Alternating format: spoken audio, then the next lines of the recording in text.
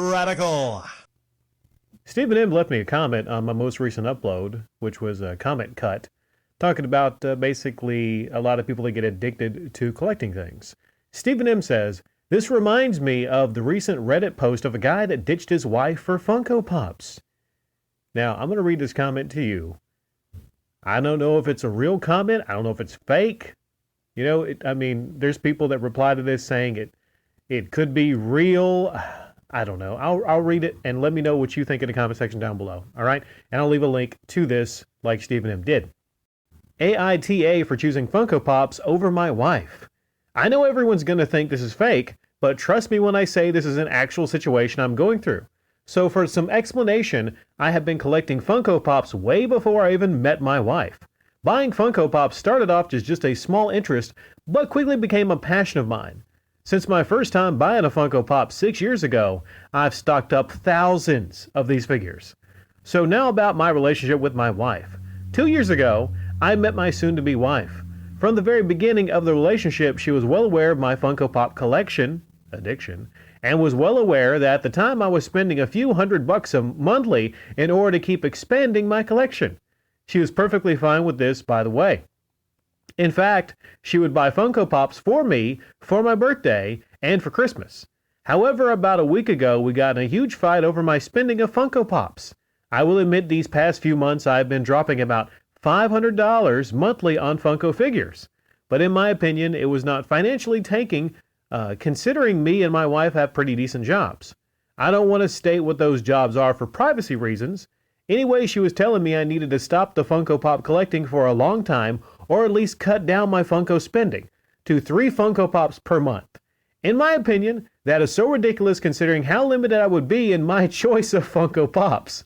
I tried to explain to her how much I enjoy collecting these figures, and how much it means to me. She then started yelling that we were going to go in debt because of the amount of money I've been spending on Funko Pops. I stated to her how she was completely overreacting, she's overreacting, and there's no way we could possibly go in debt from this. After some more screaming, she locked herself in our room, and I had to sleep on the couch that night. I really did not feel bad at all because I knew she was overreacting.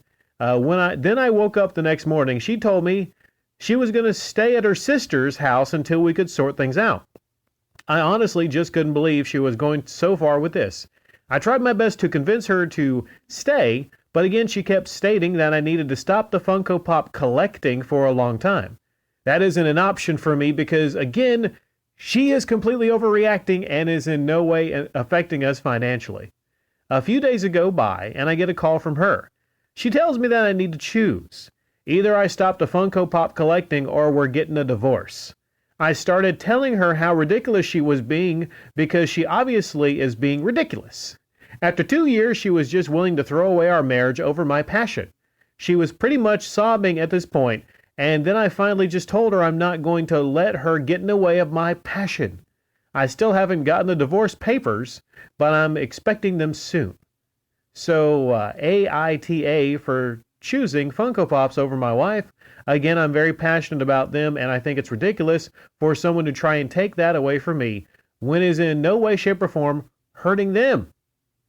Well, fake or not, okay, fake or not, maybe there's a situation out here like this. Maybe it's not Funko Pops. Maybe it's something else. So you got two sides to this.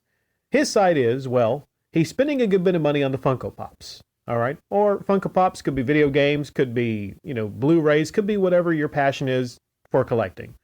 Spending a good bit of money on it, but they have good jobs. So they seem financially set. His defense is, it don't matter what I spend on Funko Pops because, hey, you know what? I make a good bit of money. We're well off financially. It ain't going to hurt. And she has, I would think, probably the view most people would have, definitely most, wives, you're spending $500 a month on these little plastic things. He has thousands, he said, these little Funko Pops. I mean, you know how I feel about Funko Pops. I think they look fucking stupid. I mean, if you're going to spend money on anything, maybe the Todd McFarlane figures, the Spawn stuff, stuff like that. At least those are like really intricate and detailed, nice to display. Funko Pops just look like shit. I mean, it's mass-produced shit. It is. I mean, maybe you have one, maybe you have two. It's kind of like a joke thing to me. I think it's just kind of a joke thing, really. And it is plastic. It is plastic. But what if your passion is plastic? What if your passion is plastic? Then you get married to somebody. Some might say she knew what she was getting herself involved into. Maybe she didn't think it was that bad. You know, maybe you get married and you love somebody, you're in that honeymoon phase. This is pretty extreme.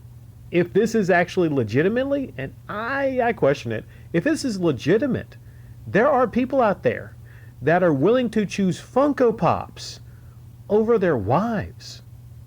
I mean, even if it's a girlfriend, an adult grown person choosing these Funko Pops over trim. What the fuck is going on here with the world? You know, to me, it would be an easy choice. If I'm collecting, you know, anything, or let's say if I'm collecting games, or maybe I need to have every single console, I have to have every variation of a console, this or that. I